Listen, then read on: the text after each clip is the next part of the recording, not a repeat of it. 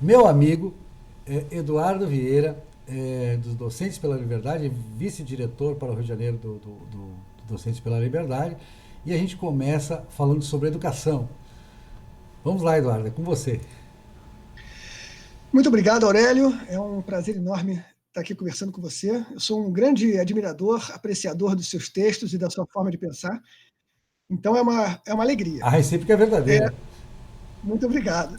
Eu acho que esse assunto é muito importante, porque no Brasil a gente tem um problema gigantesco, né? O Brasil é uma das 10 maiores economias do mundo e nós estamos na posição oposta em todas as avaliações de resultados de ensino que são feitas no mundo. Né? No PISA, nós somos. O PISA vai sempre crescendo, né? Cada 2 anos que ele é feito, entram países, então a lista de países cresce, nós sempre nos mantemos entre a quinta última posição e a oitava última posição, E não é seja por em falta de literatura. dinheiro, né? Quer dizer, nunca gastamos tanto com educação. Exatamente. A gente gasta que nem gente grande e a gente tem o mesmo desempenho que os países mais mal sucedidos economicamente do planeta. Né? É uma coisa absolutamente impressionante. Então, acho que valia a pena a gente falar um pouco sobre isso. Né? Assim, é, a É visão que eu fundamental tenho, isso, né? Fundamental. É porque nós estamos é no nível da verdade, República Dominicana. pois é, que é uma pena, né? O ideal seria que a República Dominicana estivesse no nível da Finlândia e a gente junto, né? Mas é o fim da picada, né? Para o nosso tamanho e para a nossa economia, é uma discrepância muito difícil de compreender, né? Na verdade, falando sobre educação pública, eu digo para você com todas as letras que isso não é um acaso e nem uma questão de incompetência. Isso é um plano. Isso é uma coisa gerida com intenção, tá? Mas vamos avançar aí. Primeiro, eu acho o seguinte, o Aurélio, que eu queria colocar. É a minha visão do que a educação deveria dar para as crianças. Eu acho que a coisa sempre tem que partir daí, né? Ao invés da gente ficar falando sobre grandes teóricos que disseram isso ou aquilo, de como o processo de ensino tem que se transcorrer, eu acho que é importante a gente verificar o seguinte: o que a criança deveria receber dos 12 anos que ela fica dentro do colégio formal, né? Eu acho que essa é a principal questão. A resposta para isso, na minha opinião, é o seguinte: ela deveria receber ferramentas. Ferramentas simples, tá? Ferramentas simples, poucas ferramentas, mas ela deveria dominar essas ferramentas de maneira completa. Ou seja, eu acho que o currículo escolar deveria ser muito menor do que ele é e deveria ser, em cada tópico desse currículo, deveria ser muito mais aprofundado. Inclusive, eu acho que no caso do Brasil, né, a gente deveria regredir o nosso currículo, ou seja, reduzir o nosso currículo muito, para que dali, o dia que a gente estiver eficiente nesse currículo reduzido, a gente possa expandi-lo. Porque a coisa do jeito que está não funciona e as soluções que são apresentadas são assim: vamos incluir isso, vamos incluir aquilo. Espera aí, o nosso aluno não consegue fazer conta, o nosso aluno não consegue pensar logicamente, ele não consegue ler um texto de um parágrafo e ele não consegue escrever e expor a sua ideia de forma coerente. Tudo E, isso é verdade hoje no sim, Brasil. isso é Né? um mal que, desculpa interromper, Eduardo, mas é um mal que vem de longe, né? É atávico no Brasil. Eu tenho no meu livro História do Brasil pela Lata, eu registro que em 1890, se não me engano a data, é no final do século XIX, a escola normal do Rio de Janeiro, que formava os professores, tinha mais de 20 matérias, disciplinas, né? Era uma coisa absurda e continuou isso, quer dizer, é uma coisa que tem se agravado nos últimos anos, né? É, eu concordo, é isso mesmo. Esse é um dos problemas. Né? Quem falou muito sobre isso recentemente foi o Adolfo Saxida. Você conhece ele? É um economista que É, está agora é até um trabalhando grande no amigo, governo. é um amigo pessoal de Ah, é longa mesmo? data. Adolfo. Ah, que Ah, legal. inclusive está no meu livro, ele me mandou um estudo, eu citei ele no meu livro sobre a questão da produtividade, depois a gente vai falar sobre produtividade. Eu e Adolfo sempre trocamos muitas ideias sobre produtividade. Mas, Ah, que ótimo. Então, ele falou uma coisa que eu concordo muito. Na época das eleições de 2016, ele disse o seguinte: vem cá, a gente tem que diminuir isso muito. Ele fez um exagero, assim: olha, a gente só tem que dar matemática, português e ciências, mais nada. Depois a gente avança. Mas é claro que não precisa ser só essas 3, né? Mas a gente precisa fazer alguma coisa nesse nível. Né? A gente tem que realmente reduzir para depois poder aumentar. Agora, voltando ao cenário mais afastado da prática escolar, né? O cenário mais ideal. O que o aluno deveria ter? Eu acho, Aurélio, que a resposta para isso, né, está nos homens da Renascença, sabe? Eu me inspiro sempre no Leonardo da Vinci, por exemplo. O cara assoviava e chupava cana ao mesmo tempo. Ele tinha um dom artístico tremendo, né? Ele era um pintor, um desenhista, escultor, era um gênio. Ele era um cara de ciências também brilhante. Ele jogava nas 11. E eu acho que, para uma criança, até um jovem, né, ele deveria receber todas as informações e as ferramentas, né, inclusive de teor estético, para que ele desenvolvesse um arcabouço completo que permitisse uma grande e sólida fundação em cima da qual ele pudesse crescer, aí sim, numa coisa mais direcionada, caso ele opte por isso, né, mas em cima de um arcabouço muito amplo.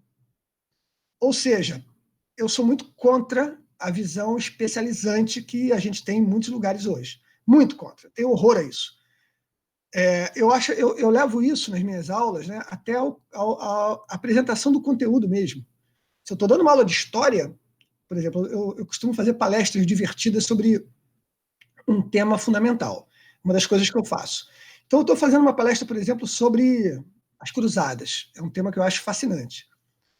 Durante essa palestra sobre as cruzadas, eu falo sobre geografia, eu falo sobre outros fatores históricos para contextualizar as cruzadas no tempo, que é uma coisa absolutamente fundamental.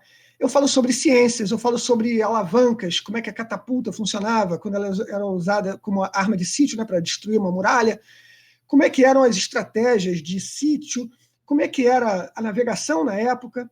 Enfim, eu dou uma quantidade de informação que não é diretamente relacionada, né, não faz parte do tópico em si, e vou com algumas especificidades que dão um toque pitoresco no aprendizado. Né? Então, conto histórias interessantes, enfim.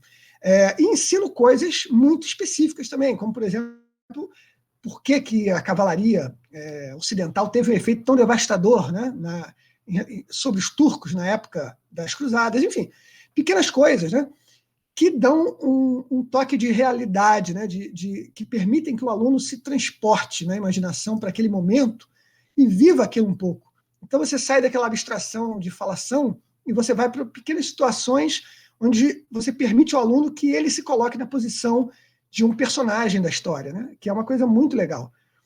Então você soma excelente, tudo eu já trabalhei com isso. Você sabe que eu tenho vários livros de história, inclusive voltados para crianças e adolescentes. E concordando contigo, se me permite um pouco Por favor, uma por favor. expressão, tem aquela frase que eu adoro, que o especialista é aquele que sabe cada vez mais sobre cada vez menos, até que ele saiba absolutamente tudo sobre absolutamente nada. Eu gosto muito dessa. É muito boa mesmo. E eu digo historiador, porque eu digo assim, poxa, você tem um professor de história, formado em história, aquela coisa de ciências humanas, mas o historiador, ele tem que buscar na história, para ele buscar na história, ele tem que entender um pouco de tudo, ele tem que ser um não especialista, ele tem que entender de ciência, ele tem que entender de economia, ele tem que entender de psicologia, ele tem que entender a gama completa do conhecimento, né, das ferramentas cognitivas, da cognição, tem que estar à disposição do historiador, porque senão ele vai cair no anacronismo, ele vai cair no discurso fácil, ele vai cair num clichê do que seja a história. E é isso que eu, por exemplo, sou contra o ensino de história na nossa escola com o que a gente tem hoje. Não dá. O ensino de história, quer dizer, a disciplina história é separada de tudo, como que é basicamente a história política, né? E que é uma história política completamente deslocada do que está acontecendo. A gente não sabe o que está acontecendo, né? A gente não sabe o que realmente aconteceu, porque a gente tem uma visão recheada de anacronismo, né? Aquela coisa de a gente, para simplificar, bota os olhos de hoje, e você está colocando muito bem, não é colocar-se na posição daquele guerreiro cruzado, né? para ter tem aquele livro do Jared Diamond, né? Germes, Guerras e Armas, Aço. germes e aço. Exato. Eu gosto muito porque ele começa com uma análise biológica, né? Da biologia, né? Por como a biologia influencia a história. Então, essa interdisciplinaridade é fundamental. Né? Esse é o. Desculpa te interromper. Não, por favor, obrigado, Aurélio. Não, esse é o cerne justamente da abordagem do meu método, né? Quando eu dou aula sobre assuntos, é absolutamente fundamental. Se eu dou uma aula de robótica, meu aluno vai aprender robótica, ele vai aprender eletrônica, mas ele também vai aprender eletricidade, ele vai aprender mecânica, ele vai aprender história, ele vai aprender literatura, ele vai ser exposto a obras de arte, mas não tem nada a ver. Claro que tem a ver, né? Eu estou dando ferramenta. O objetivo do ensino, para mim, né? Sempre, qualquer aula que eu dou, qualquer coisa, eu faço show de ciências para criança com dinâmica de um show de mágica. Eu boto uma mesinha na frente, começo a fazer um monte de demonstrações científicas que parecem mágica, levitação de moeda, um monte de coisa. As crianças ficam alucinadas e eu metralho informação histórica, um monte de coisa. A criança sai dali zonza com a quantidade de conhecimento que entrou em 40, 50 minutos. Ela não vai absorver tudo, mas ela vai absorver uma parte e essa parte vai ser preciosa, vai ficar com ela para sempre, né? E mais, que eu acho que é absolutamente fundamental, ela vai perceber que o aprendizado é prazeroso. Isso eu acho uma coisa vital. A escola, do jeito que ela é formada hoje, né, os procedimentos escolares hoje, do dia a dia, infelizmente aqui no Rio de Janeiro eu conheço todas as escolas e elas são todas assim, né, em maior ou menor grau, mas todas são assim, elas treinam o aluno para ter horror à aquisição de conhecimento. É uma coisa muito triste, né? E um dos fatores é esse. A cadeira de história é um exemplo perfeito. Você recebe um monte de pílulas separadas, você não consegue fazer interconexão entre elas, você não tem uma narrativa divertida, uma narrativa que faça sentido, na verdade, né? A diversão vem depois, mas que seja Vira coerente. um negócio de decorar datas e acontecimentos, né? Exatamente. É tudo que a história não é. Né? Exatamente. Então, o que é mais. Quer dizer, você pergunta para uma criança hoje, né? Sei lá, de 8º ano. Existe alguma relação da vinda da família real para o Brasil com Napoleão? A maioria vai dizer que não sabe.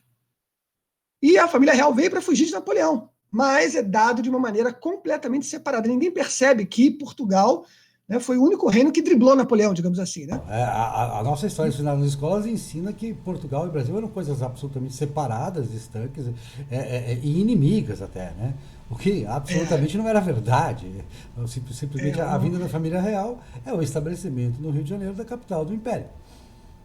É isso. Agora, o Império que vinha sendo assediado por Napoleão por conta das ideias da Revolução Francesa e tal, por Napoleão. Você tem que. É um contexto enorme aí. Isso. E ninguém faz as ligações. Né? Os alunos não fazem ligações jamais. Talvez um outro faça, mas eu digo na média. E eu recebo esses alunos, né, ensino para eles, eu dou aula de história também, eles não fazem a ligação. Aurélio, é um negócio muito bizarro. Então, como é que você vai extrair prazer de um aprendizado onde você não tem coerência, né? Pô, o ser humano ama coerência, ele ama a simetria, ele ama a harmonia. Se você tem tudo incoerente, desonrado, desconectado, você tem uma desarmonia. Então, isso gera uma repulsa atávica, né? O aluno nem sabe por que ele está detestando aquele troço, mas ele detesta, né? É que nem eu ouvia o Pablo Vittar cantando. Você não sabe por que aquele troço é detestável, mas né? Tem aquela história, né, de que a história, a gente não repete os erros. Eu olhando para a história, eu acho que não é bem assim, né? Porque teve muitos povos que estudaram história e não só eles agravaram os erros, né? A história não se repete, a gente sabe disso, né? Mas é verdade. Aquela frase Eduardo Bueno, até eu vou falar com ele. Eu sei que lá no Estrutiano que ele diz assim: o povo que não conhece a sua história está condenado a repeti-la. Eu acho que o povo que conhece a sua história da maneira como é ensinado, ele tá condenado a piorar a experiência. Não sei se. É verdade. Eu desviei para a questão da história, mas eu queria que você voltasse aí para essa questão da educação, até para chegar nesse ponto da robótica, né, que é a sua especialidade. Vamos lá. Então, eu acho, Aurélio, que a nossa educação, né, a educação assim pulverizada, ela devia partir desse princípio do que a gente tem que dar para o aluno de ferramental. E a melhor forma que eu conheço, tá, para gerar esse ferramental para as crianças, né, é o método clássico mesmo. Quando eu digo clássico, eu digo grego, né? Trivium, quadrivium, né? Aquela estrutura mesmo, evidentemente modernizada, porque eles não tinham o que a gente tem hoje, né? Mas a perspectiva, vale a pena dar um resumo para quem está aí, quem vai assistir esse vídeo, né? Os gregos faziam a separação das 7 artes liberais entre 2 pedaços, né? Um pedaço era o agrupamento de 4 disciplinas que eram penduradas assim, uma sob a outra. Olha que interessante isso, né? Então você tinha a matemática básica, né? A aritmética, e em cima da aritmética você tinha a aplicação direta dela,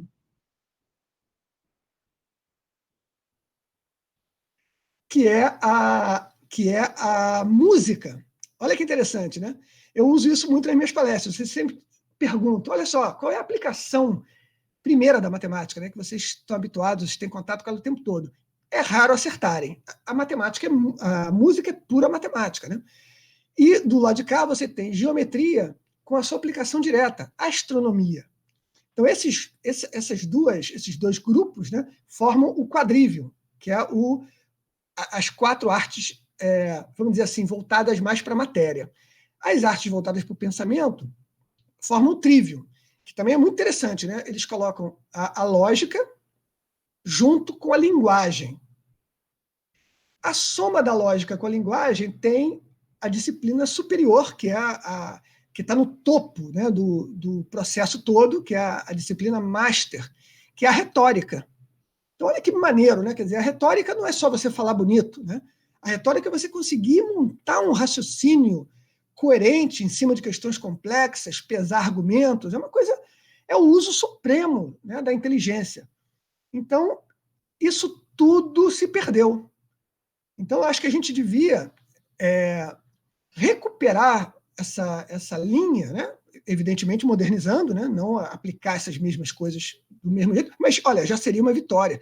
Se a gente repetisse o ensino grego hoje, a gente quadruplicaria a produtividade do nosso ensino fácil, fácil.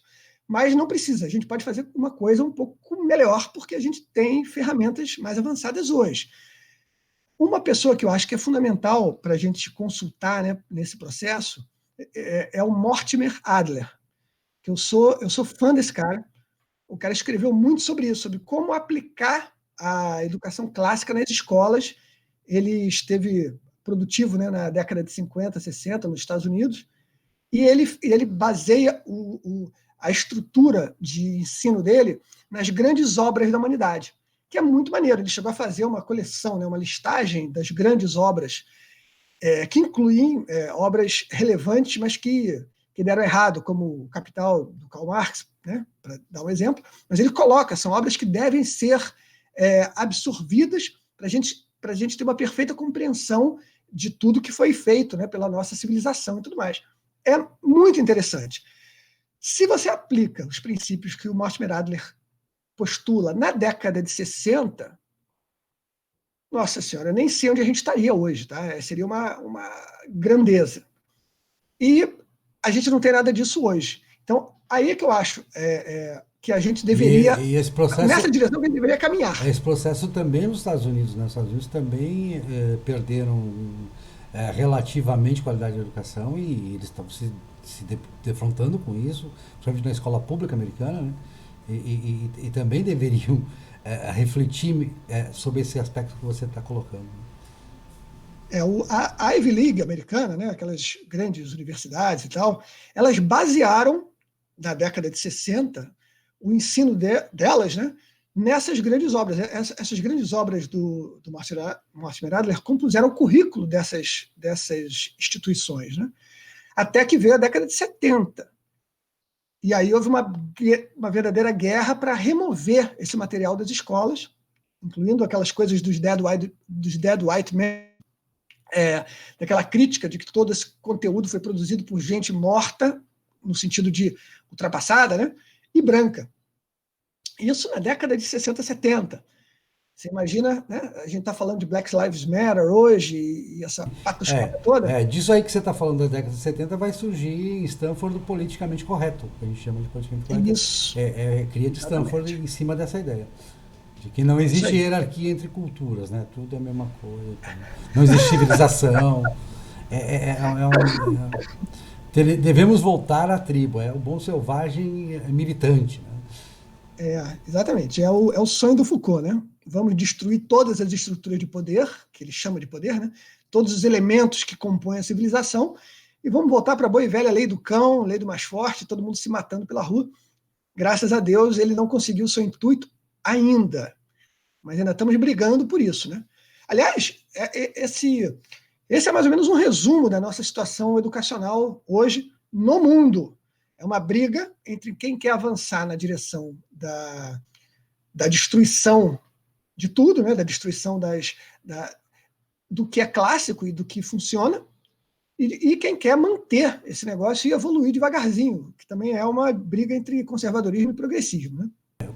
O pós-modernismo contra o conservadorismo. Né? É isso aí. Essa ideologia pós-modernismo que você citou, Foucault, e tem o Derrida também, que é o papa atual da turma. Né? O Derrida que tem aquela frase: a ciência é só um discurso. Papagaio. É uma coisa... Não dá, cara. E isso domina, você, Docentes pela Liberdade, domina a academia brasileira, né? E aí, como é que está sendo enfrentar isso dentro da academia brasileira? Como é que vocês estão enfrentando isso? Como é que é essa experiência do Docentes pela Liberdade? Bom, primeiro eu quero esclarecer, né, Aurélio, que eu não pertenço à academia. O meu trabalho é um trabalho bem, digamos assim, externo à academia. E eu até fiquei bastante surpreso quando eu fui convidado para participar do Docentes pela Liberdade, né? Justamente porque eu imaginei que eles tivessem um respeito exagerado às questões da academia. Né? Mas não, eles, claro que têm o respeito devido, mas não exagerado. Então eles me convidaram para participar, e eu ouço os relatos da turma que está dentro do processo acadêmico, né? E o Docentes pela Liberdade, inicialmente, ele representou um bote salva-vidas, sabe? Uma boia. Porque muitos estavam afundando sozinhos, né? Com a percepção errada, na verdade, que eles estavam sozinhos, por conta daquela espiral do silêncio, né? Todo mundo que falava alguma coisa na direção do conservadorismo, né? Ou até do liberalismo, era tão massacrado que todo mundo ficava quieto. Então você tinha um monte de irmãos ali que nem sabiam que eram e estavam se sentindo sozinhos. Então, Docentes pela Liberdade, inicialmente, ele se fez como uma boia salva-vidas, onde as pessoas puderam se escorar e dizer: nossa, eu tenho outras pessoas que pensam que nem eu aqui, que coisa maravilhosa, né? E a união faz a força, e isso fortaleceu a presença dessas pessoas. Isso no início, né? Docentes pela Liberdade fez 1 ano há pouco, e agora o Docentes pela Liberdade vem trabalhando na tomada de espaço, que é uma coisa absolutamente fundamental. Então você tem membros do Docentes pela Liberdade sendo estimulados a participar da eleição de reitores, da tentativa de se tornarem reitores de universidades. Existe um contato muito próximo do Docentes pela Liberdade com o governo federal, né, com o Ministério da Educação e Cultura. Então, está se fazendo um trabalho muito produtivo para a quantidade de pessoas. Né? O Docentes pela Liberdade é pequeno ainda, mas já é a maior organização docente do mundo orientada para o conservadorismo. É uma coisa muito significativa. Eu tenho um grande orgulho de participar. Sem contar que os indivíduos que compõem, né, cada cabeção é muito divertido participar, estar junto com essa turma, sabe? É muito legal. Tem gente que resolveu pensar com a sua própria cabeça, né? Porque o que a gente vê, eu leio muita tese, né? até pelo trabalho como historiador, porque embora eu até não gosto de usar historiador, porque daqui a pouco vão me condenar por isso, porque eu não tenho educação formal. Né? Eu uso o método, respeito o método historiográfico extremamente. Eu sou rigoroso em dobro. Eu acho que quando você não tem o título, você tem que ser rigoroso em dobro. Né? Mas o que eu vejo nas teses que eu leio, a lógica perversa do mercado. Aquela repetição de clichês que não fazem o menor sentido, que não tem nada de substância ali. Aquelas coisas, às vezes você vê parágrafos inteiros e que você não consegue entender. Né? Nelson Rodrigues já dizia isso. Fizeram uma tese na USP sobre o meu trabalho, uma coisa profunda, de não se entender nada. Nelson Rodrigues é muito bom, né? É sensacional. Né? Ele é um grande precursor para a gente. Né? Acho que Machado de Assis também é um grande precursor para a gente, né, de certa forma. E você falou de história, né? Acho que a leitura de Machado ensina muito mais sobre a história do Brasil. Embora ele não tenha nada de datado, ele é universal, ele é atemporal, mas ele tem muito mais a nos ensinar, porque ele nos coloca ali, porque ele conversa com a gente e nos coloca naquela posição do século XIX, do que o livro de história propriamente. Voltando para essa questão. É isso mesmo. Agora vamos falar um pouco da robótica, que é um assunto vamos. que é, para mim, absolutamente fascinante. Você sabe que eu sou obcecado com essa questão da produtividade, e a robótica tem tudo a ver com produtividade. Fala um pouquinho de robótica. Muito bem. Aí isso conecta um pouco, Aurélio, com a minha história de formação mesmo, intelectual e profissional. Então, eu vou contar um pouquinho sobre isso, tá? Se você me permite agora, aí a gente emenda na robótica. Claro, é fundamental isso. Eu adoro isso, essa parte. Conhecer quem é o Eduardo, né? De onde veio, como chegou aqui, né? Maravilha. Então vamos lá. Eu estudei numa escola pequena aqui do Rio de Janeiro, chamada Colégio Padre Antônio Vieira, que é uma escola bem clássica, tradicional, não é de padres, né? Tem esse nome, mas é de uma família, é uma escola familiar, muito pequena, uma turma praticamente uma turma de alunos, né, em cada série, durante todo o andar da carruagem. Depois eu fiz faculdade de engenharia elétrica com ênfase em sistemas de computação na UERJ. E durante esse período eu fui fazer um processo de intercâmbio de pesquisa de robótica em Karlsruhe, na Alemanha. Então morei lá um tempo, trabalhando, né, em protocolo de conexão entre robôs numa mini fábrica. Muito legal. Os caras têm uma fábrica inteira com robozinhos assim de 60 centímetros, quadradinhos de 60 centímetros, você coloca um do lado do outro, você tem todo o processo produtivo de uma fábrica. E a gente trabalhava com uma quantidade de recursos enorme. E aqui eu fiquei apaixonado por aquilo, porque realmente é alucinante, né? É uma espécie de brinquedão, né, para adulto. E eu já trabalhava com programação há muito tempo, desde quando eu entrei para a faculdade, eu já tinha um interesse enorme por programação. Eu fui um feliz proprietário de um TK-82C da Microdigital brasileira aqui, que era um computador bem antigo mesmo, rodava BASIC. Do tempo da reserva de mercado de informática. Isso, exatamente, Z80, enfim, era uma chaleirinha, com a expansão que eu comprei, tinha 16 kilobytes de memória, você viu? É muito, sem HD, né? Fita cassete, enfim. Então eu fui acompanhando todo o processo de evolução, né, da informática, trabalhando nisso e tudo mais, e eu sempre tentei usar, né, trazer coisas de robótica para o meu dia a dia. Sempre fracassei, desde a faculdade até o mercado. Até que surgiram as tecnologias menorzinhas e mais baratinhas, como Arduino, por exemplo, Raspberry Pi, essas coisas. E eu pude finalmente botar a mão nisso, né? E aí eu fiquei alucinado com o potencial que isso tem para você ensinar, fisgar a criança, né? Uma coisa que eu acho que é muito importante num professor, né, é ele fisgar a criança. Quando você tem uma conexão emocional entre o aluno e o professor, a coisa flui de maneira maravilhosa. Eu acho que o processo ideal de colocação psicológica, né, entre os dois é o o aluno admirando o professor, colocando ele na posição de uma espécie de ídolo, assim, de rock and roll, sabe? Guardadas as devidas proporções. Então ele fica querendo emular aquele cara. Aí fica tudo fácil. Então uma das maneiras de você fisgar o aluno é justamente você apresentar para ele coisas alucinantes, né? Que ele fica, meu Deus, isso é muito legal, eu quero fazer também, e tudo mais. E robótica é absolutamente apaixonante.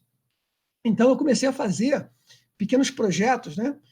Desde pequenas oficinas pontuais, onde tudo se resolvia em 1 hora e meia, para grupos assim. Então, eu passava as informações, todos os alunos montavam o circuito, eu dava uma grande explicação sobre como aquilo funcionava, eles montavam sem saber exatamente o que estavam fazendo, né? E depois a gente fazia testes e aí vinha mais explicação. Então, uma espécie de crash course, assim, de curso pancada. Ele saía de lá tendo montado um robô com algum nível de complexidade, né? Com sensor, um atuador, alguma coisa assim, com a programação já embarcada no bichinho. Então, ele só montava o circuito. É muito rico isso. E fiz também alguns cursos, né, que eu faço até hoje, de montagem completa de projetos mais complexos, né? Então, eu tenho desde um carrinho inteligente, que é uma plataforma de aprendizado muito rica. É um carrinho que tem um sensor de distância, à base de ultrassom, né, um sonar, que ele é móvel, assim. E o carrinho também gira, além de andar para frente, para trás e tal. Então, tudo isso são elementos que podem ser controlados pela programação. Então, você vai aprendendo programação com uma plataforma móvel na sua mão. E física, né, Aurélio? Isso é que é um negócio que eu acho fundamental. Quando eu ensino robótica, eu tenho uma turma, vamos dizer, de 6 alunos, né? Faixa etária, sei lá, de 9 a 14 anos. Está lá o garotinho, né, fazendo o trabalho. Né? Todo mundo monta o projeto com 25, 30 conexões e todo mundo está lá montando. Recebem a explicação sobre como aquele processo elétrico funciona, os cuidados que eles têm que tomar e tudo mais, e vão trabalhar. Evidentemente, com 25 conexões, aquele troço não funciona. Né? É muito raro funcionar de cara. Então, o aluno, ele se vê, eu diria que de uma maneira extraordinariamente rica e rara diante de uma frustração, que é uma coisa hoje que é quase impossível você ter uma frustração de fato, né, nos alunos. O cara vai jogar um campeonato de futebol, hoje em dia todo mundo ganha medalha, né? Um troço mais absurdo do planeta, né? Então, aí a gente trabalha naquela... um bebê né, realmente não tolera a frustração, ele sai berrando, né? E aí nós estamos, a nossa educação está condenando todo mundo a ser bebê para o resto da vida, né? E que se garanta isso, né? Em nome da... Exatamente. Em nome, sei lá, de então, quê? essa prática que os alunos têm, né, de usar eletrônicos, né, o aplicativo ele não te dá frustração, praticamente. Né, ele faz, tudo funciona. Se você aperta um botão, o botão pisca, te dá a resposta, tudo funciona. No mundo prático da robótica, nada funciona. Tudo pode dar errado. O componente pode estar quebrado, você pode ter espetado o troço no lugar errado, o componente pode estar sujo. Enfim, são tantas coisas que podem dar errado que a gente tem a garantia da riqueza do fracasso. Né? O fracasso é uma coisa riquíssima. Então, o aluno fracassa e aí ele trabalha esse fracasso da maneira individual dele lá e eu ajudo. Né? Já teve alunos que começaram a chorar porque o robozinho dele não funcionou na primeira tentativa.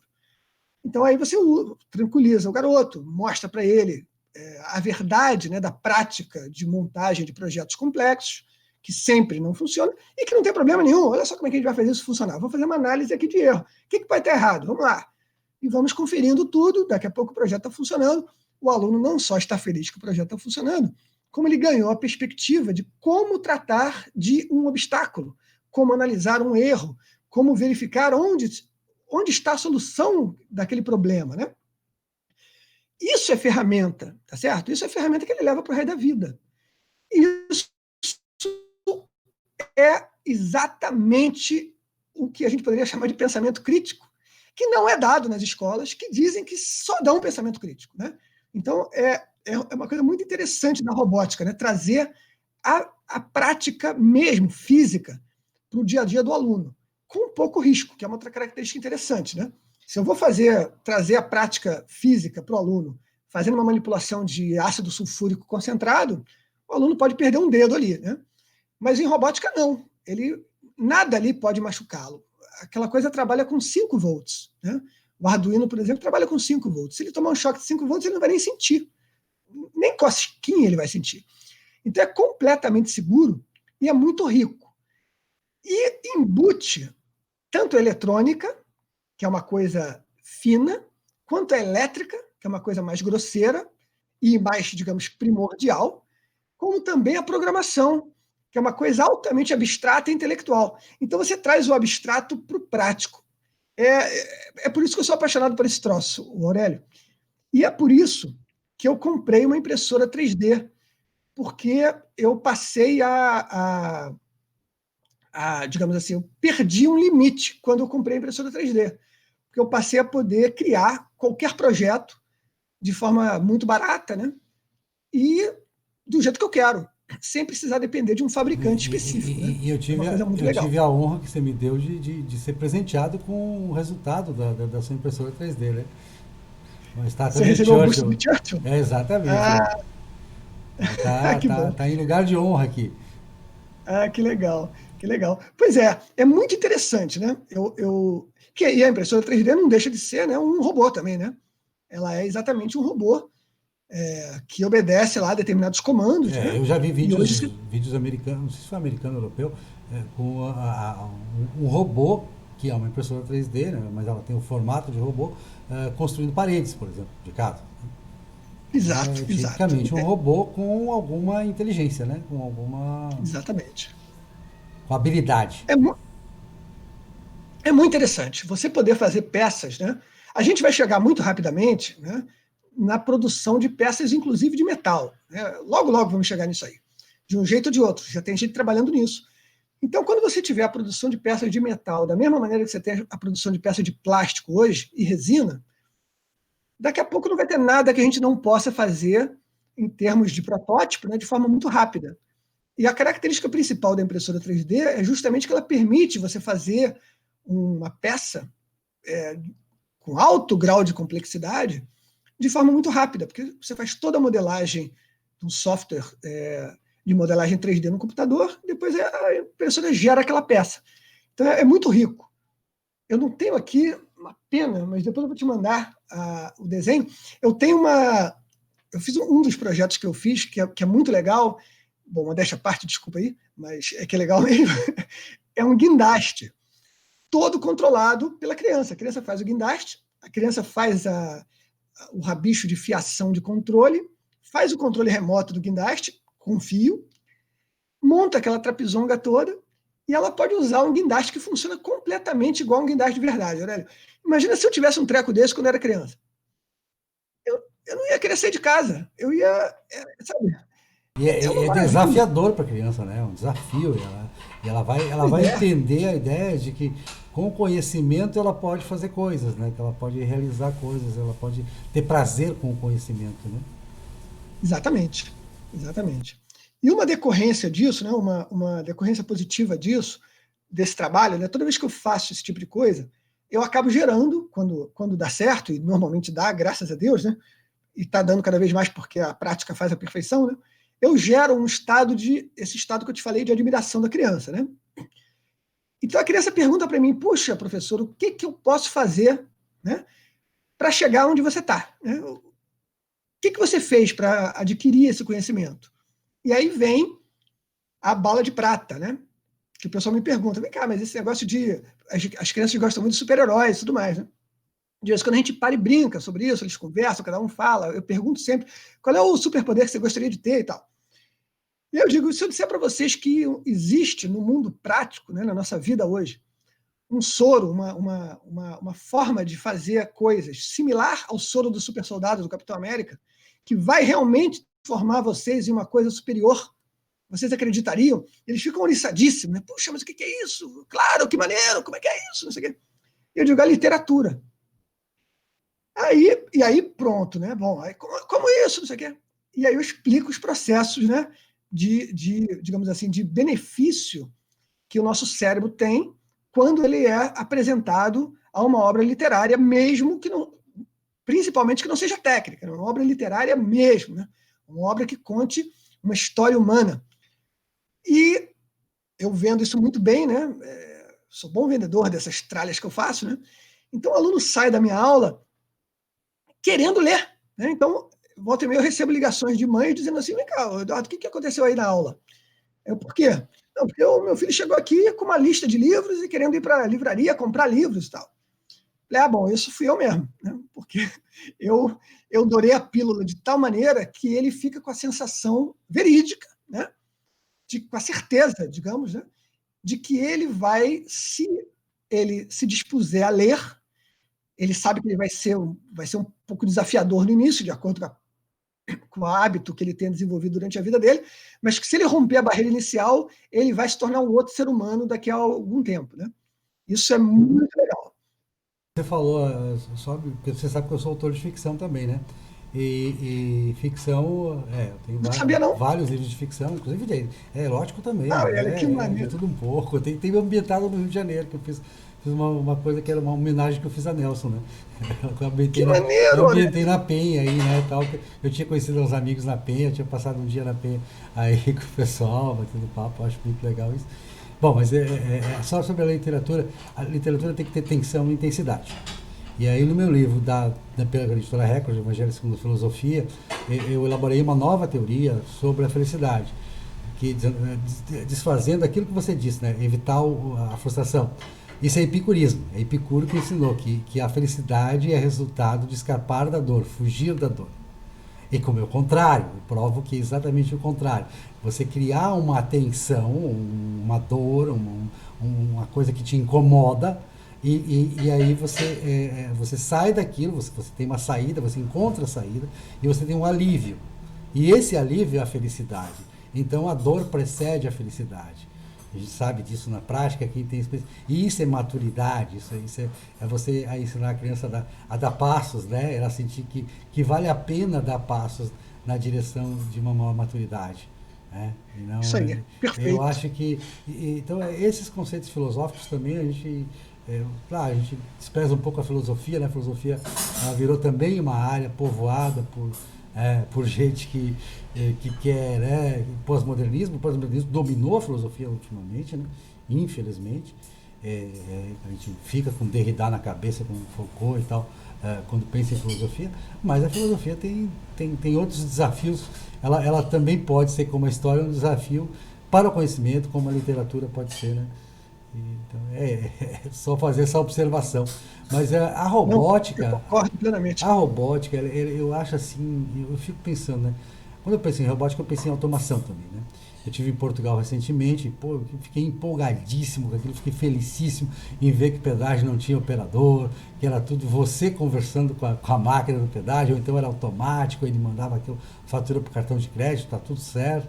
Né? E eu fui no supermercado em Lisboa, lá perto da Estação Oriente, supermercado do tamanho dos nossos e tal, parecido com os nossos. E lá tinha metade passava no caixa e metade passava no caixa automático, né? Aquele que você mesmo faz suas compras. E eu notei que havia uma preferência maior para passar no automático. A minha preferência também, eu prefiro 1000 vezes passar no automático. Acho muito mais legal. E aí, aqui no bairro aqui perto da Pituba, aqui no bairro perto de onde eu moro, aqui em Salvador, um supermercado, até de um amigo meu, o João Roberto, dono da rede Hiperideal, posso fazer a propaganda dele, colocou, o que eu acho que foi o primeiro a colocar uma máquina, ele colocou uma. Ele tem vários caixas, né, e colocou uma. E é impressionante como sempre está vazio. E aquilo me deixa uma tristeza muito grande, por saber que aquilo é fruto do analfabetismo da informática. As pessoas não sabem interagir com uma máquina que lê preços, que lê códigos de barra para dar preço, para somar. Não sabe colocar lá um quilo de pimentão, botar lá e botar pesar e escolher pimentão. Que é uma coisa. Muita insegurança, né? Exatamente, a gente vê isso nos caixas eletrônicos. O tempo que o brasileiro leva no caixa eletrônico é uma coisa absurda. Isso é uma perda de produtividade. E isso é resultado isso é a prova do fracasso da nossa educação, do nosso ensino. O cara quer filosofar sobre tudo, né? Ele quer ensinar o pós-modernismo, mas ele não ensina o cara a interagir com o caixa eletrônico. É um horror isso. O distanciamento da prática, né? E a robótica, eu acho que você está nessa área fantástica, eu acho que levar essa experiência da robótica, com todas essas coisas que você falou, de estar exposto à frustração, de saber que você cria aquela tensão, diz, pô, será que se eu botar o fio errado, aquilo é uma tensão, aquilo funciona como uma Isso. dor para a pessoa, né? Mas ele vai, de tanto pesquisar, quanto mais demorar para chegar no resultado, mais tensão ele vai acumular, e aquilo, pô, eureka, consegui, finalmente. Isso é tão importante para a pessoa, enriquece tanto que quem passa por essa experiência, né? E a gente tem evitado essa experiência. Isso é absurdo. Então, agora, falar um pouco de robótica, como é que a gente pode esperar, então, o Adolfo Saxida, ele disse isso naquele estudo que ele mandou, que o Brasil, por ter toda essa deficiência, ele também tem um potencial enorme. Nós podemos crescer em ritmo chinês se a gente fizer uma pequena mudança, né? Porque nosso atraso é tão grande, nossa inanição de ferramentas cognitivas, né, que eu chamo de ferramentas cognitivas, não sei se eu uso o termo certo, né? É tão violento que se a gente fizer alguma coisinha, isso vai fazer toda a diferença. Como é que você vê a perspectiva da robótica no Brasil? Da automação também? Eu concordo plenamente. Eu acho que eu sempre comparo, para te falar a verdade, Aurélio, eu uso exatamente essa, só não é a mesma analogia. A analogia que eu uso é de uma represa. O Brasil é uma represa prestes a explodir. E a prova de que a gente vai dar uma disparada para frente com um mínimo de vazão dessa represa é justamente que a gente se mantém vivo até hoje, né? Com o nível de degradação intelectual que a nossa sociedade teve, só um país, não só intelectual, quanto moral, tá? Que eu acho que é tão grave quanto. A gente tem um país que ainda consegue ter 100 mil pontos. Você sabe o que salva isso? Você falou em literatura, eu estava conversando esses dias com uma dessas conversas do canal aqui, né? Convido a ver, com a Tia Basílio, que ele inclusive está fazendo mestrado na Rússia. É um autor paraibano com uma história linda de vida, e ele dizia do divórcio que existe dessa nossa elite intelectual, dessa nossa elite acadêmica, com a moral do povo, com os valores morais do povo. Então eu acho que o que salvou, nós temos essa destinação na TV e tal, toda aquela coisa, nesse mainstream, mas o nosso povo lá no Grotão, ele guarda aqueles valores. Eu acho que é isso que tem nos feito resistir, né? E também eu acho que, como eu sempre digo, Deus é brasileiro, né? Só pode, né? Porque era para estar bem pior. Eu concordo. Quando eu falei de degradação moral, eu estou me referindo principalmente, justamente à nossa elite dominante, tá? Que a gente está vendo aí, né? O dominante em todos os aspectos, né? O nosso establishment, digamos assim. Que a quantidade de desvio, de malversação, de recursos que esses caras fazem no Brasil, era para a gente estar passando fome, era para que ser uma Índia, né? E a gente está um pouco acima disso, apesar da gente ter problemas, né? Mas a gente consegue se manter andando para frente, né? Que eu acho uma coisa, é uma demonstração de riqueza gigante. Se o Brasil tem pequenas melhorias nos grandes gargalos que o Brasil tem hoje, que são ensino, né? Nós estamos aí com Carlos Nadalim trabalhando vai fazer 1 ano e meio, né? Cara, isso é mortal para a degradação econômica nacional. Deixar o Carlos Nadalim trabalhar 4 anos, se ele conseguir ficar trabalhando 4 anos, eu já vou ter mais esperança do Brasil, com certeza, porque ele está consertando o processo de alfabetização do país, literalmente, tá? O cara é um monstro sagrado do rock and roll, não sei se você conhece ele, é um monstro. E esse cara está trabalhando na reformulação do processo de alfabetização nas escolas públicas do Brasil. Isso é um dos gargalos, tá? Quando você dá a ferramenta das letras para a criança, ela tem uma chance muito maior de andar para frente, independente das porcarias que ela vai encontrar pela frente. Então, é um momento sensacional. Outra é a liberdade econômica, né? Se você tirar 10% dos entraves burocráticos que a gente tem no Brasil, meu amigo, a gente vai crescer que nem China. Assim, tira 10% de cada uma dessas coisas e a gente cresce que nem China. Eu vejo no meu trabalho isso muito, porque eu deixo de fazer muita coisa por conta desses entraves. Para cada espirro que eu quero dar, eu preciso preencher 18 formulários. Eu tive projetos que morreram. Eu fiz o projeto todo, mapeei o negócio todo. Projeto, por exemplo, o projeto de fazer um crowdfunding para uma plataforma de ensino de inteligência artificial, justamente usando o meu robozinho, que é um projeto meu. Falei, bom, beleza, fiz o orçamento dos componentes, montei tudo e ia importar esse troço. Não posso importar. Eu não posso importar. Eu preciso passar isso para uma trading company e fazer todo um processo burocrático, submeter ao Ministério de Relações Exteriores, de Comércio, não sei o quê. Cara, é inacreditável. Não dá para um cara pequenininho fazer, entende? Eu precisaria ser um monstro sagrado, uma empresa gigante. Então, e eu sou um de milhares de pequenos empreendedores que, de vez em quando, encontram um obstáculo desse e tem que engavetar um projeto que seria um sucesso, eu não tenho dúvida, seria maneiríssimo, seria bacana e seria 10 vezes mais barato do que a concorrência que opera hoje no mercado nessa área de kits, digamos assim, educacionais de robótica. Então, eu acho, Aurélio, que o Brasil ele é uma bomba prestes a explodir, entendeu? E o Congresso, justamente, sabe disso. Aí vamos dar uma derrapadinha leve aqui para a política. Eu vou citar aqui a declaração do Paulinho da Força, que é um lamentável deputado federal que a gente tem, não sei de que estado ele é, mas eu sei que... Eu acho que as pessoas que agem sem convicção, tá? Elas são menos daninhas do que as que agem com convicção. Exatamente. Eu ainda prefiro essa turma aí do que aquela turma lá, né? Mas que é lamentável, não tenha dúvida.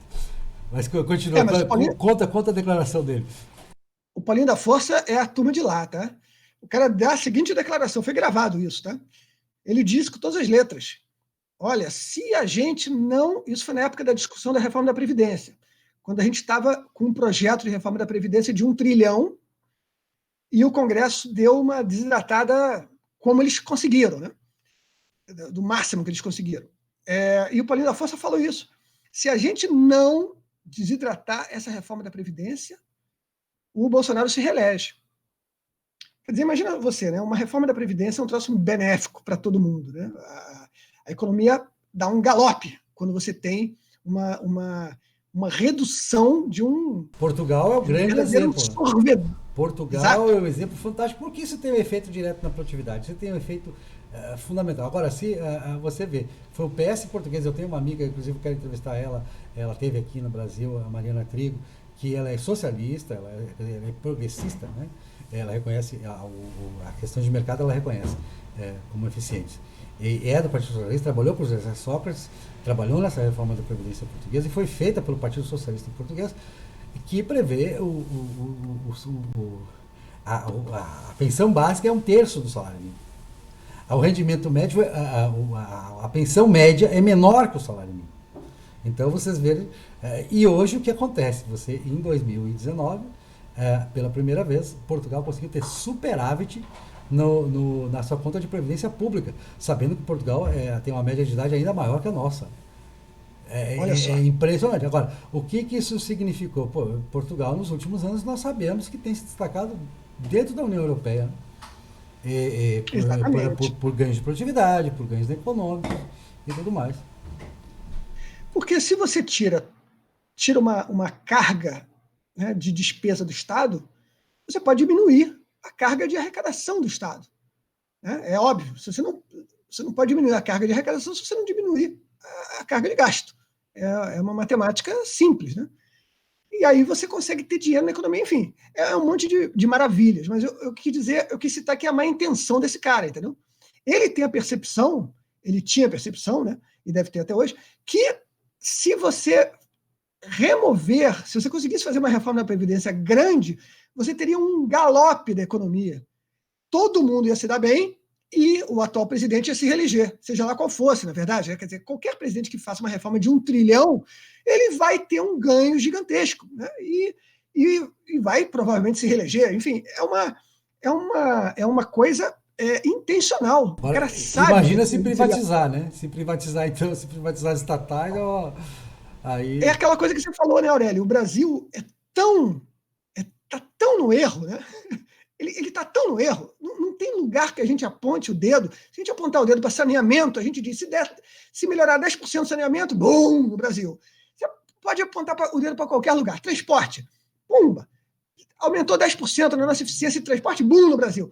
Quer dizer, se a gente tiver um governo que faça 10% de melhoria em cada uma das 500 áreas que a gente tem para melhorar, e esse 10% é ridículo de fazer, porque nós estamos no fundo do poço, então um deserto, qualquer gota d'água que você pingue ali, vai ser um boom de produtividade, né, de fertilidade.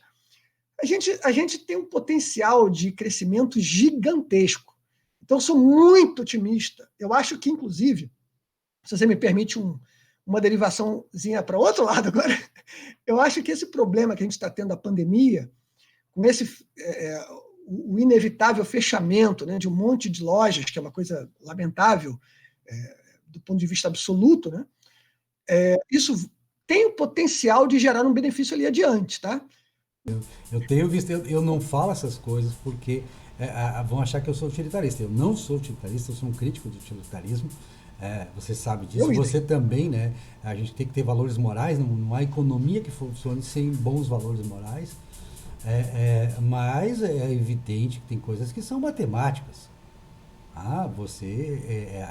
Esse fechamento forçoso do comércio, claro que, pelo amor de Deus, as pessoas sofrem. Ontem mesmo estava entrevistando aqui, conversando com o Leonardo Dias lá de Maceió, é comerciante, ele sabe que sofreu, que está sofrendo ainda, né? Até com a queda do turismo e tudo mais.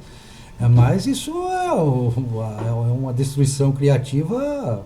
Quem conhece o poder da destruição criativa, né, sabe do que a gente está falando. Exatamente. Então, é claro que eu lamento, né? Eu também não sou utilitarista como você, de jeito nenhum, né? Mas é uma verdade, é um fato, né? Então, diante desse fato, a gente pode chorar ou a gente pode descobrir alguma coisa boa disso, né? Caso haja. E a coisa boa é justamente, eu ouvi um boato, tá? Isso é completamente boato, eu não posso garantir, né? Que o Paulo Guedes tem essa mesma percepção de, à medida que a coisa for se recuperando... Não diga isso, Paulo Guedes, porque depois eles vão ver nosso vídeo e vão sair falando mal. O Paulo Guedes, eu sou servidor público, você sabe, né? Eu sou servidor público. Eu nas minhas redes sociais nem posso vincular isso nas redes sociais. Tem coisas que você falou aí que eu não podia nem comentar, por isso eu não comentei. Entendi. Tá? E sou do Ministério da Economia. Servidor de carreira do Ministério da Economia. Mas, então, Paulo Guedes tem uma coisa assim, com metade dos funcionários eu presto um serviço melhor para o usuário. Eu tenho visto isso na prática, entendeu? Eu não posso falar disso, porque eu sou impedido por lei de falar disso, mas eu digo, Paulo Guedes tem uma visão fantástica. O Marco Sintra também, muito meu amigo, foi secretário da Receita, também tem essa visão. Então é muito legal isso. As pessoas que conseguem enxergar o óbvio. Pois é, exatamente. A gente aplaude. Bom, eu tenho vários motivos para aplaudir essa equipe econômica que está aí, né? Mas realmente eu também acho que é óbvio. Mas a gente pode, agora vai ter uma ocasião para redirecionar, né, esforços para crescimento industrial. E o crescimento industrial é absolutamente fundamental para a gente dar os passos que a gente precisa dar para se aproximar do primeiro mundo, né? Exatamente. E nós tivemos uma perda de competitividade na indústria, porque no meu livro eu destaco. Em 1980, com toda aquela crise, nós conseguimos fazer com que os manufaturados fossem a maior pauta das nossas exportações. Isso aconteceu por volta de 1980 e nunca aconteceu antes e nunca aconteceu depois. Hoje ele representa bem menos por uma perda de competitividade. E não dá para querer ganhar competitividade no câmbio, né? Porque isso empobreceu o país. Você sabe. Justamente. Eu até vejo, né, o pessoal bate palma, e bom, eu também, né, para o agro, né? Porque o Brasil é um país de espetacular potencial agrário, e eu acho ótimo. Fantástico. Ótimo que o agro funcione. Olha, nós temos heróis no nosso campo, nossos produtores, enfrentando mentiradas, que a nossa mídia, nosso povo diz, o agrotóxico mata, não sei o quê, esse povo explora a natureza. Pelo amor de Deus, nós somos campeões mundiais em plantio direto, nós somos os que menos usa defensivos, nós temos a Embrapa, que eu quero falar de estatal. Você tem uma estatal que eu gosto, é da Embrapa, que não tem nenhum agricultor que seja contra. Então, a gente tem as nossas escolas também, boas escolas, nós temos boas, temos Exalc, nem todas são boas, mas algumas são boas. né, na área do agro. Então é fantástico nossa experiência. E em 1650, como eu digo no livro, nós éramos um dos países mais ricos do mundo per capita. Nós tínhamos renda per capita inimaginável para 1650, baseado em quê? Na agroindústria. Porque a cana-de-açúcar, a pessoa, aquela cultura extensiva, aquela porcaria. Gente, aquilo era uma indústria. Uma indústria completa. Era agro e indústria. Era um complexo de agro, um negócio fantástico e sofisticado. Para a época era Foi. extremamente sofisticado. Né? Então, essas coisas. Bom, continua que eu tô tomando sua fala aí. Não, mas é que o assunto é muito interessante, né? E eu acho. Então, eu estava falando o seguinte: como eu aplaudo muito. Você está falando do agro. Isso, eu aplaudo muito o poder do nosso agro, tá? Eu acho ótimo, tá? Não estou de jeito nenhum dizendo que não é maravilhoso, que não deve ser estendido e fortalecido, mas nunca em detrimento da indústria. A gente pode naturalmente fazer as duas coisas, e é até bom, né, que Não, a gente tem um e agro podemos. E vamos lá, vamos mais longe. A gente pode ter software também. justo, a gente tem que ter Que tecnologia, é algo além, e né? a gente tem, o Aurélio, que tomar posse das coisas, das competências que nos faltam. Sabe? A gente tem que tomar posse, a gente tem que ser bom em tudo. Eu quero ver ainda, enquanto eu estiver vivo ainda, o nosso caça brasileiro, sabe? Os nossos foguetes. Me doeu a alma. Eu era bem mais jovem do que eu sou hoje, naturalmente, mas quando Mas teve caça aquele a gente tem, acidente. né? A gente tem na Embraer tem alguma coisa, né? Tá, sim, mas Não, mas já fomos eu digo, melhores nisso, isso. comparativamente. E o ITA, eu sempre destaco o ITA como um bom exemplo, né? Porque o ITA quebrou certos paradigmas do ensino universitário na época. Eu demonstro isso no meu livro, na História da Educação. Continua. O ITA é maravilhoso, né? Mas o que eu digo é o seguinte: a gente vinha vindo bem, né? A gente fez aquela parceria do AMX, né, com a Itália, a gente vinha vindo bem. Mas aí a gente teve essa catástrofe, essa nuvem de gafanhotos, né? Que chegamos a ter um ministro de Ciência e Tecnologia chamado Aldo Rebelo, né? O Aurélio, pelo amor de Deus, né, cara? Não, O cara disse que era. ele é uma pessoa adorável, assim, pessoalmente, sabe? Eu não trato pessoal, só isso. Eu digo, vai lá. Bom, eu não o conheço pessoalmente, mas um cara que é um ministro de Ciência e Tecnologia. E ele diz com todas as letras que ele é contra a inovação tecnológica, porque vai gerar perda de emprego. Você tocou num ponto que poxa, é tão difícil insistir nisso. E aí eu trouxe no meu último livro, eu fiz questão na história econômica de trazer. Gente, é só você olhar o mundo. A automação não traz perda de emprego. A automação, ela aumenta a produtividade geral dos fatores e assim ela diminui o desemprego. É só olhar, comparar as nossas taxas de desemprego com as taxas de desemprego dos países que adotam automação.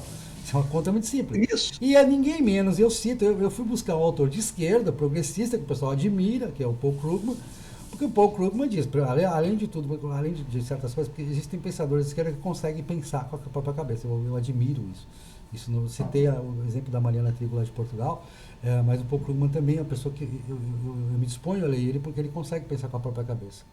E ele demonstrou por A mais B que a produtividade geral dos fatores é ela que determina o nível de renda, da remuneração. Não é a produtividade da mão de obra. Porque ele pegou o caso de Bangladesh, por exemplo, para os Estados Unidos. Tá, uma costureira de Bangladesh produz metade do que uma costureira americana produz. Se fosse o nível da produtividade geral de mão de obra, que determinasse o salário dela, ela ganharia metade do americano. Só que ela ganha 50 vezes menos. Por que ela ganha 50 vezes menos? Porque a produtividade geral dos fatores de Bangladesh é péssima, é pior que a do Brasil, pra você ter uma ideia, né? Uma coisa absurdamente ruim. Então, aquilo faz com que os $50 que oferece para ela para trabalhar de sol a sol seja melhor do que ela trabalhar no campo, lá, porque a produtividade no campo em Bangladesh, que é a ocupação de 90% da população, uma agricultura de subsistência, ela não vai achar os $50 de jeito nenhum.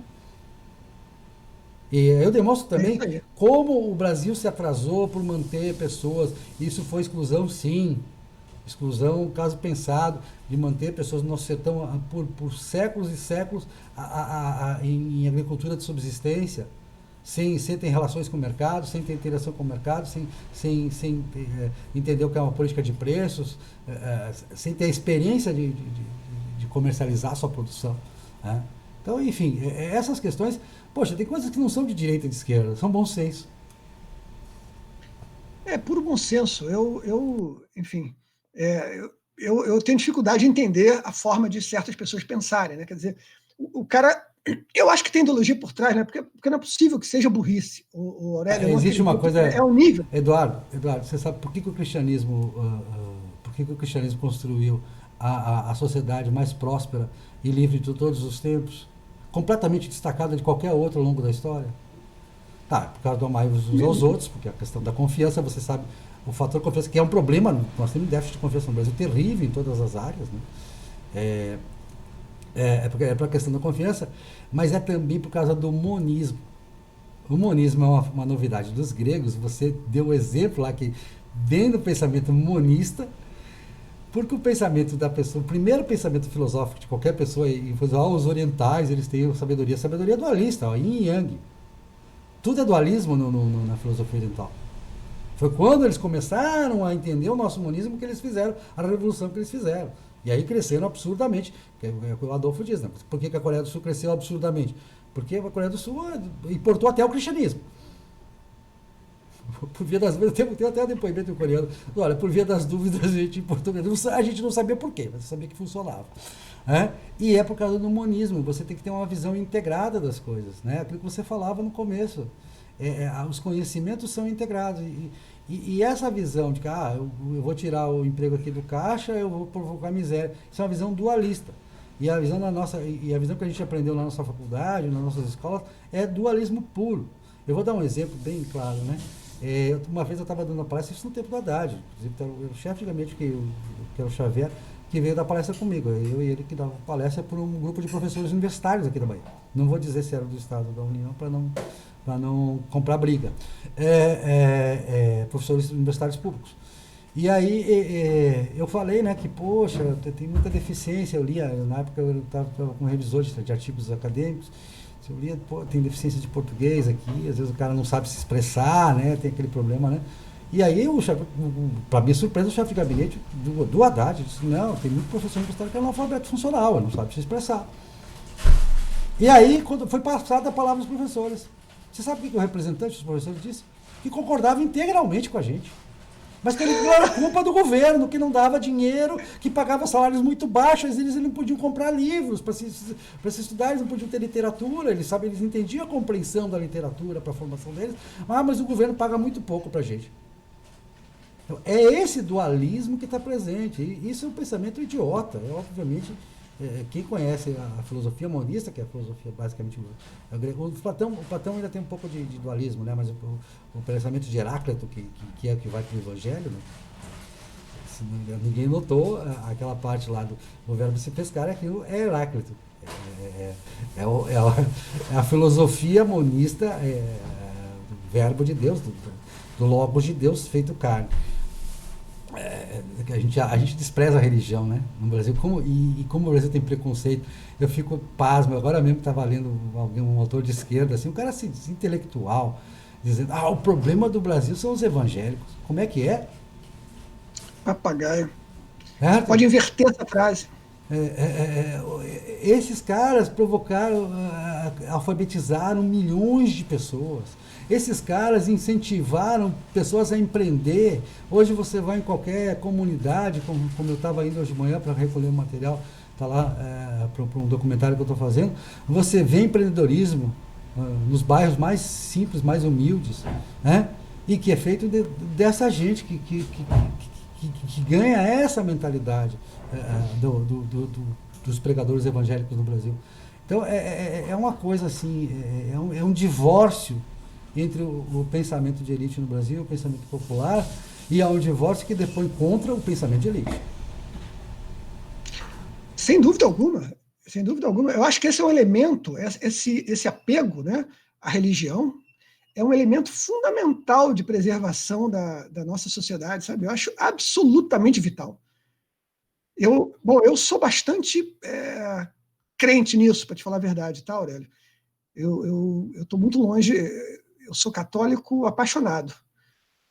Também sou católico apaixonado, mas não tenho nada contra os arminianos, principalmente, que é a maior parte dos evangélicos brasileiros, que inclusive seguem um autor católico, Luiz de Molina, no molinismo, a teoria do livre-arbítrio de molinismo, que era um autor liberal do século XVI, né? o precursor do liberalismo econômico, é seguido pelos arminianos. Então, eu não tenho nada contra, pelo contrário, né? Eu admiro a obra deles. Eu coloco todo mundo, para mim, tá todo mundo junto, né? Todo mundo junto, é tudo irmão. Dentro do cristianismo, tá todo mundo junto. Dentro do judaísmo também, eu acho que até o espiritismo, né? Essa turma toda está jogando no mesmo time. Isso inclui, inclusive, autores ateus. Karl Popper é um exemplo, e eu conheço vários amigos que não conseguem ter fé, que admitem que não conseguem ter fé, porque fé realmente, eu mesmo admito que a fé me falta muitas vezes. Eu busco ela, mas ela não é uma questão de vontade, às vezes, né? Você sabe disso. Como cristão, Claro, você sabe. Mas que eles reconhecem no cristianismo, na fé cristã, na religiosidade, no exercício da religiosidade, um valor imensurável. Né? Um valor fundamental da nossa sociedade ocidental. E agora da oriental também. Eles copiaram a gente. Exatamente. Na religião popular chinesa, só o imperador falava com Deus. Nós falamos com eu Deus. acho isso fundamental. Eu até, o Aurélio, eu acho isso realmente vital. Sabe? Eu acho até que tem a ver com a preservação, de uma certa forma, né, da capacidade imaginativa e criativa, sabe? Eu acho que bom, aí é uma viagem em outra área, né? Mas até porque o Antigo Testamento ele pode ter seus problemas de beligerância, mas ele é ótima literatura. Pois é, pois é. Não, e a preservação da capacidade de aceitar, mesmo que não seja a fé absoluta, né? Mas a capacidade de aceitar a transcendentalidade, né? A existência da transcendentalidade, já abre, na minha visão, né?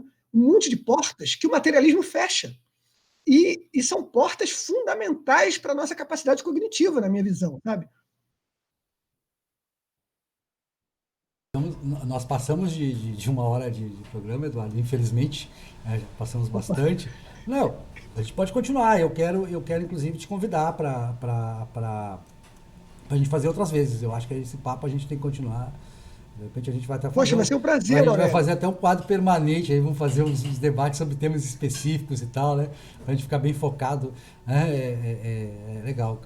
A gente tem uma identidade muito grande, Eduardo. Eu sou um admirador seu. Né? Claro, você está muito na minha frente em realizações, mas. Desculpa. Desculpa. Não, mas você tem projetos de intervir. Isso é uma coisa que a gente conversou sobre isso já. Rapaz, eu até vou fazer vídeo sobre isso logo, logo. A gente está pensando, estava conversando com meu filho, que também é entusiasta, meu filho é do Partido Novo. Eu não sou filiado em nenhum partido, mas e a gente falando, ele é entusiasta disso. A gente vai fazer vídeos sobre a questão da representatividade, da importância do município, da importância da representação, da nossa história, né, disso. Ótimo. E eu sei que você está se propondo a participar disso, e isso é muito importante, porque a gente não pode permitir que o poder legislativo e a representação continue atraindo rent seeking, apenas caçadores de renda, certo? Que não tem um fundamento, não tem, que pense daquela forma do Paulinho da Força, né? Quer dizer, isso aqui vai favorecer meu adversário, então é ruim.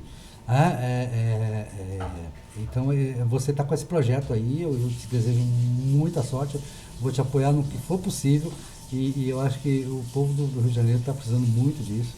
A gente tem um exemplo aí na LERJ, não tanto na Câmara Municipal, também a Câmara, né? Às vezes parece que imita a LERJ, né? Porque a LERJ é campeã mundial do combate à produtividade. Né? Em todos os sentidos, né? Em todos os sentidos. A produtividade interna e as leis que eles fazem, né, para atrapalhar. Enfim, eu acho que, poxa, o Brasil está precisando, o Rio está precisando de especial. E meu carinho pelo Rio, meu carinho por muitos amigos que eu tenho, carinho especial por essa cidade, adoro. Simplesmente amo passear pelo Rio.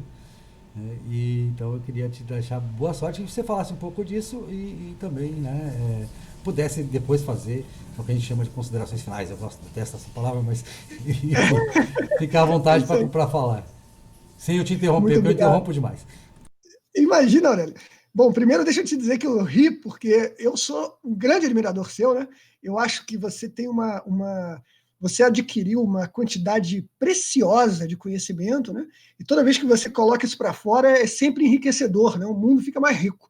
Então, quando você diz que eu estou muito à frente, eu rio porque a minha percepção é bem outra, mas eu estou correndo atrás do prejuízo, né? Nós estamos sempre correndo atrás do prejuízo, porque, enfim, quanto mais a gente aprende, mais a gente vê que a gente tem muito mais a aprender, e isso é que faz a vida ficar divertida, porque a gente sabe que a gente nunca vai conseguir esgotar. Então, a gente tem diversão de aprendizado por toda a vida, mesmo que a gente viva 200 anos, né? Então, muito obrigado. Vai ser um prazer voltar aqui e conversar com você sobre outros assuntos, dentro da minha capacidade, vai ser uma alegria. O tempo voa quando a gente está se divertindo, né? Então, eu tenho um projeto, sim, né? Eu fui candidato a vereador nas eleições de 2016, né, pelo Partido Novo. Eu agora saí do Partido Novo porque eu acho que, enfim, eu quero uma coisa um pouco mais conservadora oficialmente, né?